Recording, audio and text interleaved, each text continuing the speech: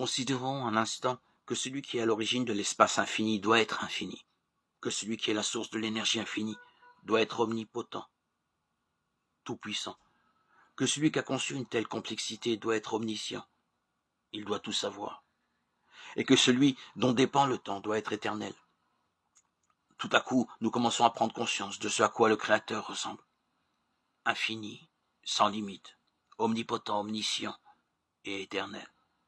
Mais la création démontre encore plus que cela. Observons la nature. Celle-ci nous révèle que celui qui est à l'origine de la vie doit être vivant. Il n'est pas juste une énergie ou une puissance supérieure. Que celui qui est la source de l'amour doit aimer. Il n'est pas un être impersonnel. Et enfin, que celui qui enseigne la vraie justice doit être juste. Il est la source de notre sens du bien et du mal.